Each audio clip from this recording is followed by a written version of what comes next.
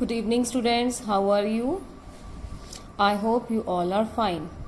So let's start our new topic of genetics, that is the extension of the Mendelian genetics. ठीक है कि इसके पहले हमने मेंडल ने जो भी काम किया, monohybrid cross, dihybrid cross, या उन्होंने जो प्रिंसिपल्स दिए, principle of dominance, principle of segregation, independent assortment, वो सारे के सारे हमने डिटेल में पढ़े.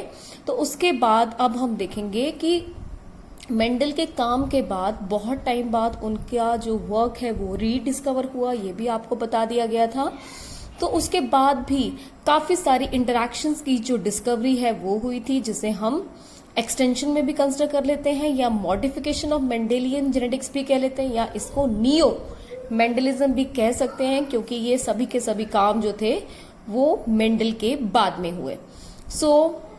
अगर हम मेंडेलियन इंटरैक्शन की बात करें बच्चों, तो जो हमारे मेंडेलियन इंटरैक्शंस थे, जो भी हमने मेंडल के मोनो हाइब्रिड क्रॉस या डाई हाइब्रिड क्रॉस किए, these all were the allelic interaction और द इंटरा अलीलिक इंटरैक्शन. ठीक है, वो या तो अलीलिक थे या इसी को हम इंट्रा अलीलिक इंटरैक्शन भी कहते हैं. इसके अलावा हमारी और इंटरैक्शंस भी होती हैं जिनको नॉन अलीलिक या इंटर अलीलिक इंटरैक्शन भी कहते हैं. नाउ आप सोच रहे होंगे ये अलीलिक नॉन अलीलिक क्या है, तो इसको समझाने के लिए मैंने छोटे से ये दो डायग्राम्स बनाए हैं, इसकी और गौर करेंगे आप. ये हमने किसी भी ऑर्गेनिज्म का से पी प्लांट के 6 पेयर ऑफ क्रोमोसोम ले लिया. आप जानते हैं pea plant is a diploid organism, so it will have 2 copies of each chromosome. This we are considering the 6 pair of chromosome. The 6 pair of chromosome, we are considering in it a gene and the 2 alleles of the gene A and A. You all know the 2 alleles will occupy the same loci. अगर ये दोनों के दोनों alleles हैं एक ही gene के, जो कि किसी फिनोटाइपिक एक्सप्रेशन को कंट्रोल कर रहे हैं, तो इनका जो जीन लोकाय होगा, लोकेशन जो होगी, वो क्रोमोसोम के ऊपर क्या होगी, सेम होगी. ठीक है, तो एक अलील की दूसरे अलील के साथ क्या इंटरेक्शन है. मान लीजिए कि ये जो हम ए ले रहे हैं, ये प्रोवाइड करता है axial position to the flower. तो अगर ए और ए कैपिटल हो तो एक्सियल पोजीशन आ रही है हमारी. अगर एक ए बड़ा और एक ए छोटा हो तब क्या होगा. अगर एक ए दोनों के दोनों ए छोटे हो तब क्या होगा.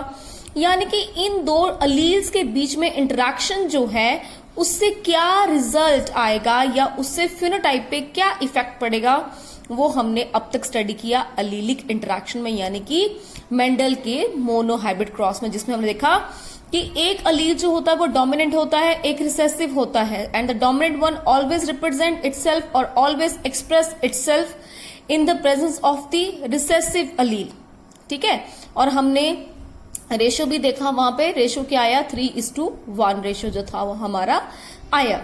ठीक है, तो मेंडल्स का जो हमने मोनो हाइब्रिड क्रॉस देखा, उसमें जो इंटरेक्शन थी वो हमारी क्या थी, अलीलिक इंटरैक्शंस थी.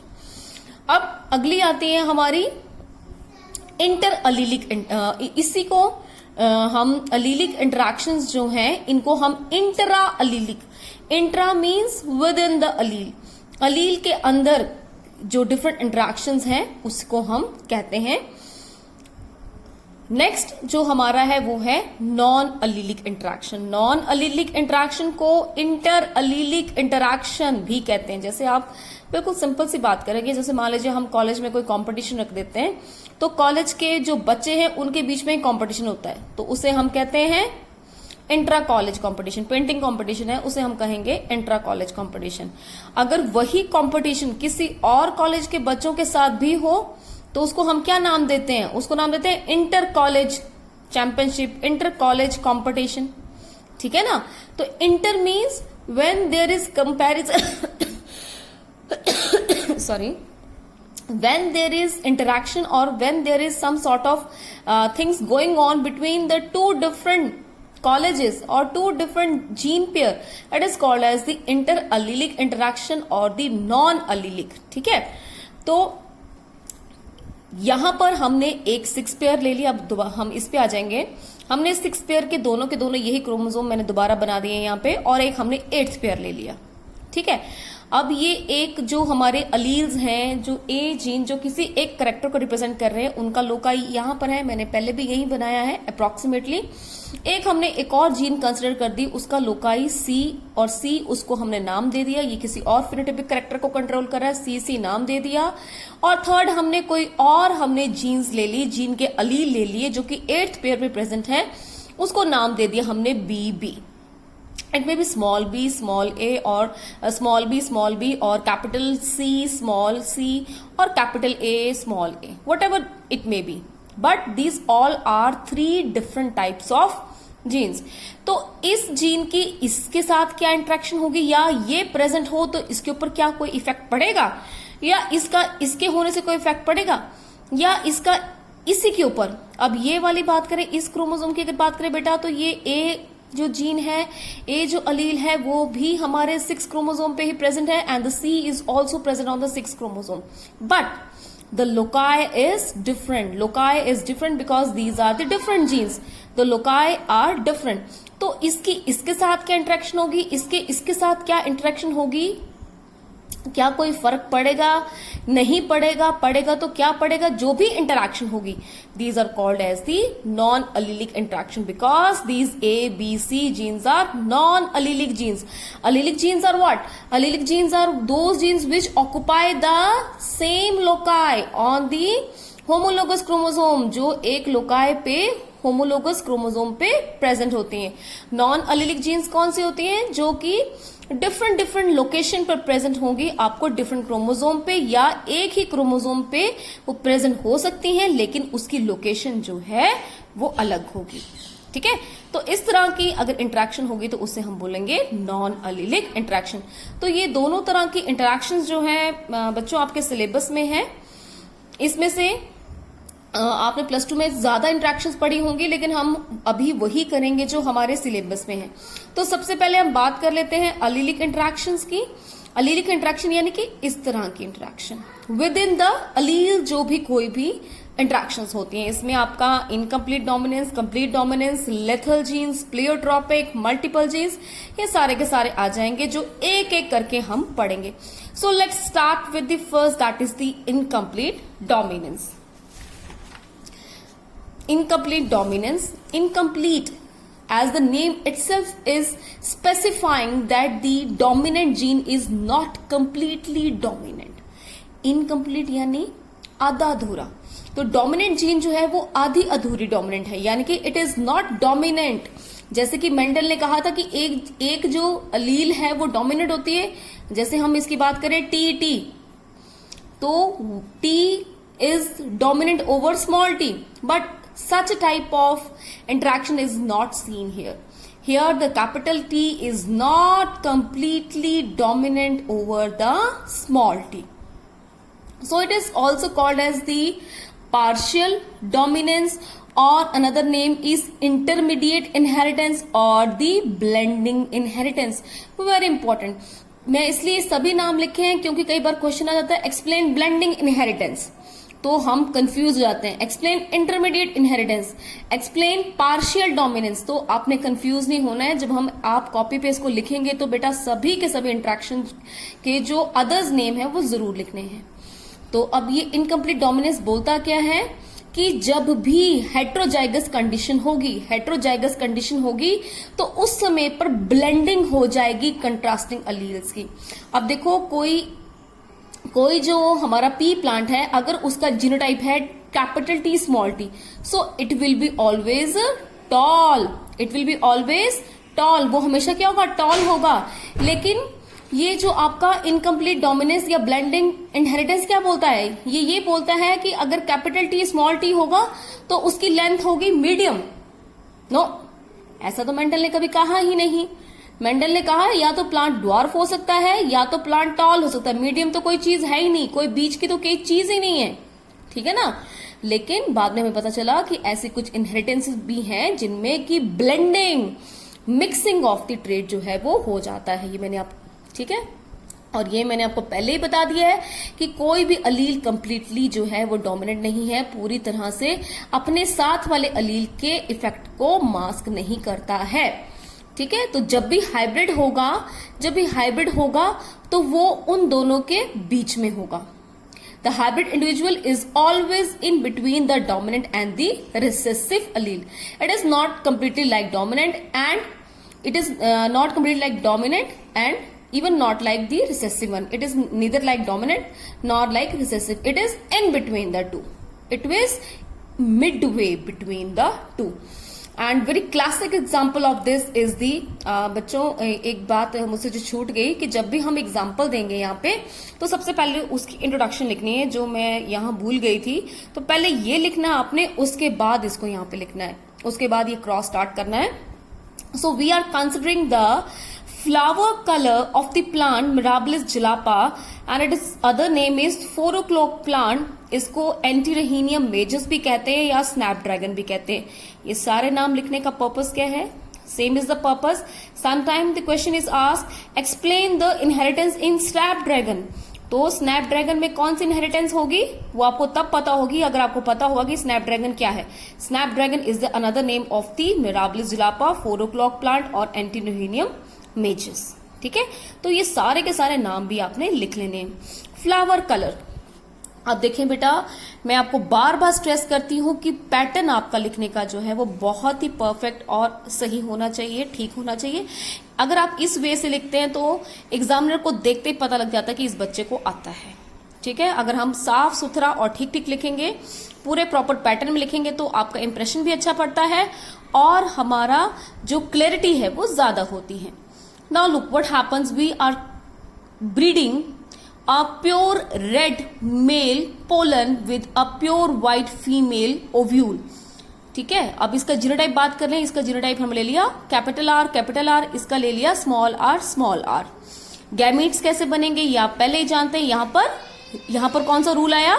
Segregation of alleles. Now F1 generation क्या होंगे? F1 जनरेशन में ये दोनों के दोनों क्या हो जाएंगे? मिल जाएंगे। अब यहाँ पे जो जीनोटाइप आया वो आया capital R small R. Now, according to the Mendel, these flowers should be red. Why? Because red is dominant over the white color. इससे पहले ऐसा ही होता रहा है, but it is not so in case of our plant that is Mirabilis jalapa. The red flower is when crossbred with the white flower, we get the plants with pink flowers. We get the plant with having flower color that is pink। ठीक है, तो ये नई चीज आ गई। Now pink is what? आप सभी painting करते हैं, आप जानते हैं, हमने बचपन में पेंटिंग की है कि रेड और व्हाइट को जब मिक्स करते हैं तो कलर कौन सा बन जाता है हमारा? Pink. Pink is intermediate between this two. ठीक है, सो यहां पर क्या हुई? मिक्सिंग हो गई हमारी, ब्लेंडिंग हो गई किसकी? रेड और व्हाइट कलर की, जिसकी वजह से हमारा जो कलर है वो क्या बन गया है? पिंक बन गया है। So we get the F1 individual that are having the colour that is pink. Now अब हमने F2 जनरेशन निकालनी है तो हम लिखेंगे ऑन सेल्फिंग। हम एक पिंक प्लांट को दूसरे पिंक प्लांट के साथ क्रॉस स्प्रेड करवाते हैं तो ये आगे हमारे गैमेट्स, ये हमने मेल ले लिया, ये हमने फीमेल ले लिया, गैमेट्स ले लिए। अब हमने इस जनरेशन F2 जनरेशन को देखने के लिए क्या करेंगे? हम एक पुनेट स्क्वायर बना लेंगे। ठीक है, पुनेट स्क्वायर आप जानते हैं कैसे बनाते हैं। यहां पर इसके गैमेट्स लिख देंगे और यहां नीचे की ओर हम लिख देंगे फीमेल के गैमेट्स। तो capital R small R, capital R and the small R. इसको और इसको, इसको और इसको, इसको और इसको, इसको और इसको हम इंटरबिट करवाते हैं। Punnett square actually show the probability कि अगर ऐसा ऐसा कॉम्बिनेशन बनता है तो क्या होगा? R and R will form red colour, capital R small R pink, capital R small R pink and small R will form the white colours flower. So we will have the F2 ratio 1:2:1. 1 for red, 2 for pink and 1 for white. That means 25% of the generation would have red color flowers, 25% of generation would have white color flowers, whereas the 50% of generation would have the pink color flower. So this was the example of the incomplete dominance. Now we will consider another example of the incomplete dominance, that is the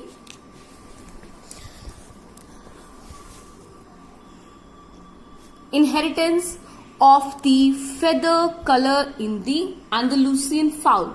Andalusian fowl क्या है? मुर्गा. ठीक है. सो हम उसके feather colour को देखेंगे कि कैसे फेदर कलर है. We will take a pure black cock and we will breed it with a pure white hen. जब हमने इनका ब्रीड करवाया और ये एंडालुसियन फाउल्स हैं, तो हम जीनोटाइप ले लेते हैं. ब्लैक के लिए हम कैपिटल बी और व्हाइट के लिए हम स्मॉल बी ले लेते हैं. यहां पर मुझसे गलत हो गया, it is small B.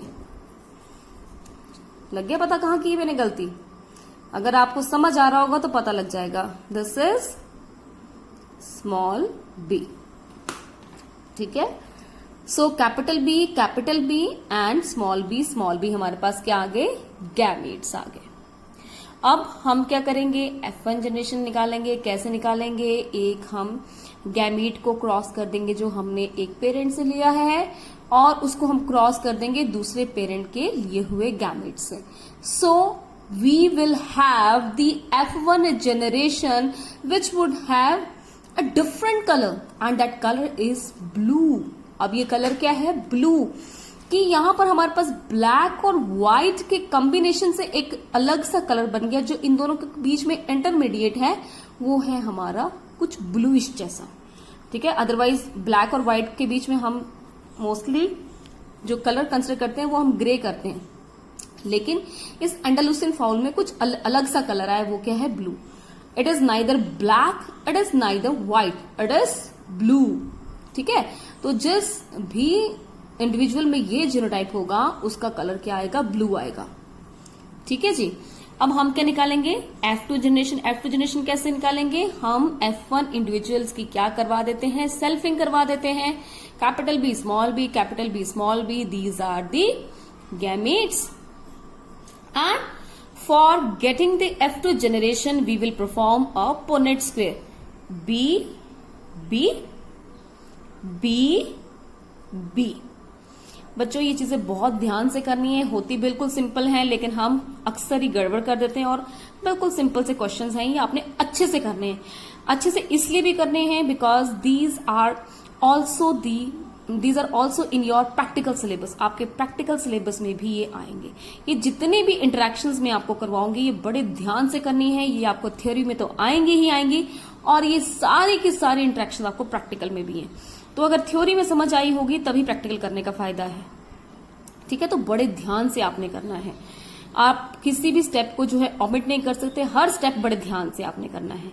Now capital B यहां आ गया, इसको कैपिटल बी यहां आया, इसका स्मॉल बी यहां आया. ठीक है. सिमिलरली स्मॉल बी ये, कैपिटल बी ये, स्मॉल बी ये, स्मॉल बी ये आया. Capital B will have the individual with phenotype black, capital B small b blue, capital B small b blue, small b with white. So again the same ratio of the F2 generation, that is 1:2:1.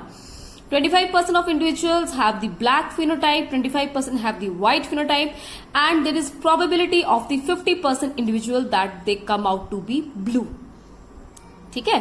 तो अगर एक blue और blue की mating करवाते हैं तो इस तरह की हमें जो है वो जनरेशन देखने को मिलेगी, F2 generation. So this is all about your incomplete dominance. ठीक है. तो इनकम्प्लीट डोमिनेंस के ऊपर क्वेश्चन अक्सर ही पूछ लेते हैं, प्रैक्टिकल में भी पूछ लेते हैं. Now next type of the allelic interaction is the को डोमिनेंस. को मीन्स इकट्ठा. को क्या होता है? किसी चीज के लिए कोऑपरेट, हमने कोऑपरेट करके काम करना है, यानी कि इकट्ठे होके. तो यहां पर भी codominance means both the alleles are equally dominant. ठीक है.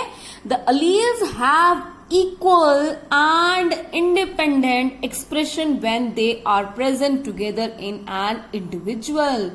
कि अगर कोई दो अलील्स अगर इकट्ठी प्रेजेंट होंगी तो दोनों ही शो करेंगे अपने आप को. इसमें भी again in this case there is no recessive dominant relationship. यहां पर फिर से कोई भी रिसेसिव और डोमिनेंट रिलेशनशिप जो है वो काम नहीं करता. यह अलील जो है ना ही तो रिसेसिव है ना ही डोमिनेंट है. अगर दोनों के दोनों अलील्स हैं तो दोनों बराबर हैं. अगर कोई इंडिविजुअल जिसमें दोनों अलील्स प्रेजेंट होंगी एक जीन की तो वो दोनों के दोनों एक दूसरे को जो है वो इक्वली डोमिनेट करेंगे, जिसकी वजह से दोनों के दोनों अपने आप को एक्सप्रेस करेंगी. There is no mixing of trait. Mixing of traits नहीं होती हैं, ठीक है. वो एक दूसरे के साइड बाय साइड जो है वो आपको नजर आएंगी. And one of the classical example of this is the sickle cell anaemia.